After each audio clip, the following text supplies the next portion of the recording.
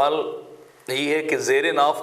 بال کاٹنے کی حد کیا ہے، اور کیا انسان اپنی پچھلی شرمگاہ کے بھی یعنی دوبر کے بھی بال کاٹے گا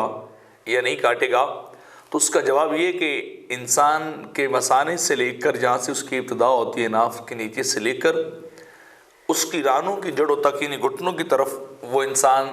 جہاں وہ اپنی ضروریات تو سمجھتا ہے، اتنی حد تک وہ جسم کے آلودہ اور نجاست لگنے کا ڈر ہو تو جہاں تک وہ مناسب سمجھتا ہے وہ اپنے گھٹنوں تک یعنی رانوں کے اوپر سے اپنے بالوں کو صاف انسان کر سکتا ہے۔ اور اس کے ساتھ ساتھ انسان کی پچھلی شرمگاہ دوبر کے بال جو اگے ہوتے ہیں انہیں بھی انسان صاف کرے، ضرور کرے، کیونکہ مابی نجاست لگنے کا جو ہے وہ اندیشہ رہتا ہے۔ تو لہٰذا پچھلی شرمگاہ کے بال بھی انسان صاف کرے گا، اور اپنے دیگر بال جو زیر ناف بال ہوں گے وہ بھی انسان صاف کرے گا، تاکہ وہاں نجاست بالوں کے ساتھ نہ لگ سکے، یا کوئی اور اگر شادی شدہ تو اسے کوئی پرابلم فیل نہ ہو۔ تو جہاں تک وہ ضروری سمجھتا ہے شرمگاہوں کے بال وہ صاف کر سکتا ہے، اور زیر ناف اپنی رانوں کے بال بھی وہ رانوں کی جڑوں تک یعنی گھٹنوں کی طرف تک